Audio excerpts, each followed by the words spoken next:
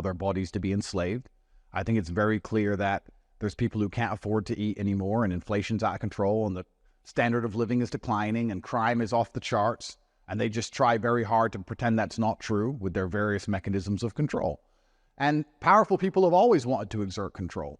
And when I fight against or resist these things, I want the world to understand that I don't even take it personally. Even though they've put me in jail, I don't take it personally. I have 110 people who work for me. If one of them was particularly troublesome and disagreed with everything I said and didn't listen to me, I'd fire him. So if you run a country and you come along with your lies and your narratives because you want to profit or you believe it benefits you geopolitically, and you want to sit there and lie to the population, and the population believes it, and then there's this one guy, this top G guy, who's saying, no, this is a lie, and everyone's starting to pay attention to him, well, then you're going to do something about it. Anyone who doesn't understand that's how the world works must live in some fairy tale land. That's how the world works, and I've upset very powerful people by telling the truth about very important things. The only it sounds like they're all colluding, and that's almost impossible. Money colludes. Money colludes, power colludes, and you say, interesting you say that. I think the matrix is cracking in real time because people are being awakened to how much all of these systems based on fairness are simply a lie. They're simply a curtain, a distraction, a theater play to keep everybody believing in them. But you say that people can't collude globally around the world to exert power and control. I think there's a very interesting situation happening right now, which is an active genocide, where you can see certain countries can get away with whatever they want and other countries can't. And if that isn't proof of all the big money working together, well, then I don't know what more there is to say. Yeah, Andrew, what's interesting is people like yourself have a massive voice now. Whether it's divisive or not, that's an issue. But you have a massive voice globally because social media has given you this incredible platform at a global level. It can have sudden and unexpected consequences. Aidan Ross, another social media influencer, happened to mention that he thought you wanted to desperately get back to the UK. The outcome was the UK reacted, and that triggered it. How did that affect your relationship with him? Yeah, poor. You guys were friends before. Yeah, we're still friends, and I'm in a unique situation. It's kind of funny because this whole Aidan Ross thing, I'm not entirely sure that triggered the arrest, but you don't know. I'm very sure the Romanian state is extremely personally invested in my case. I'm very sure they understand their reputation's on the line. They're very afraid of anything going wrong with this judicial process. But I'm here for the long haul. I'm not going anywhere. I'm going to see it through to the end because I'm not afraid of them.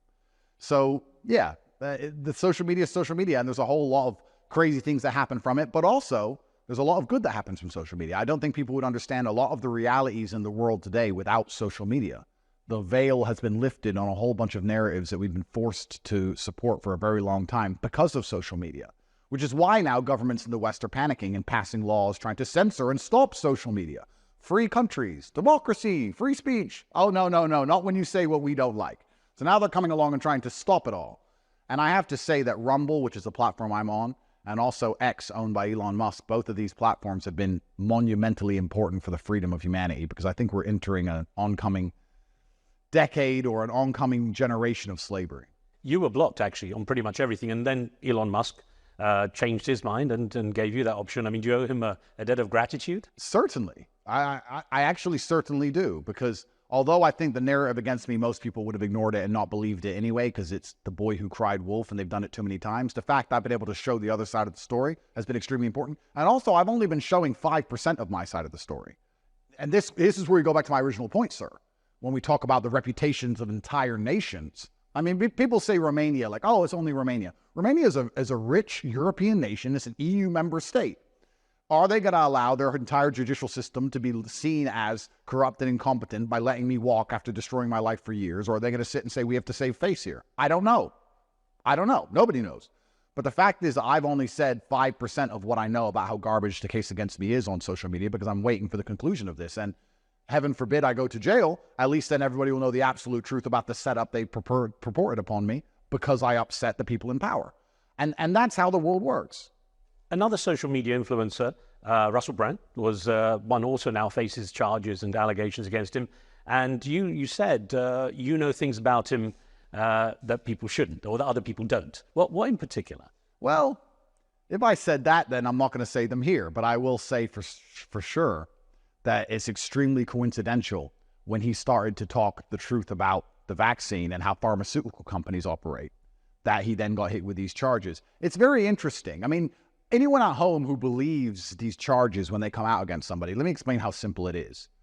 You can attack a pharmaceutical company and say that they're killing people with a vaccine, for example. The pharmaceutical company pays a lot of money of advertising revenue towards X media outlet. So they tell that media outlet, well, we're paying you. You better do a smear piece on this guy. Then they use the media machine, smear piece. They drum up as much hate as possible, especially if they cancel all your social media at the same time. They work together so you can't defend yourself. Then journalists start calling around everyone you've ever known, or they inspire the police to decide to dig into you and call everyone you've ever known. And if they call 2,000 people who you used to know, they try to find a crime. And especially when crimes are so subjective now, especially in the West, right? And emotional coercion. So when police call 2,000 girls or 2,000 men who you used to know across a decade and say, did he ever emotionally coerce you? And they'll say, well, what does that even mean? And the police will say, well, convince you to do something effectively. And she'll be like, well, he asked me nicely to bake him a cupcake. I guess that's emotional coercion. Before you know it, you got a UK extradition warrant, and they're telling you in 2012 you were emotionally coercive. It's all a scam. It's a scam. And anybody who is sitting at home who believes any of these charges, which seem to always appear against powerful men who speak against the system, need their heads checked. Although the charges aren't exactly about baking cupcakes. Oh, well, the charges are about a bunch of, again, subjective, garbage things. Emotional coercion, and I don't even know what my charges are. I haven't even been charged, sir. The UK government has not charged me. CPS has not charged me. They've just said in 2011, he told a girl to bake cupcakes.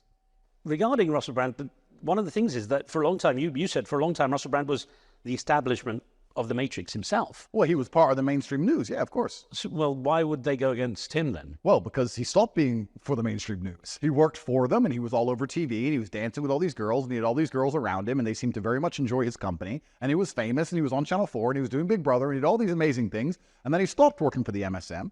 He stopped, decided to start telling the truth. I believe he found God, and he changed his life, and he sobered up and started telling the truth about certain narratives, and all of a sudden, he's a criminal. Funny. Strange coincidence. Is all the MSM, the mainstream media, that bad? I don't think they're that bad. Well, sorry. Let me correct myself. Most of them are. But when you say bad, is a snake bad? Is a tiger bad? When a tiger kills an antelope and rips his throat out, is it bad, or is it just being a tiger? The MSM is just being the MSM. They have their interests, which is either money or a narrative from a government, which they're told to enforce. The BBC is told by the British government what they want the people to believe. They are funded by the British government. If you're not funded by a government, you're funded by advertisers. You follow the money. You do what the money wants you to do. And that's the goal. I don't even see it as bad. I'm just realistic about how the world works. I'm not a fantasist. A tiger is not bad for killing an antelope, and the MSM isn't bad for lying. It's just their job. So is social media the antidote? It can be.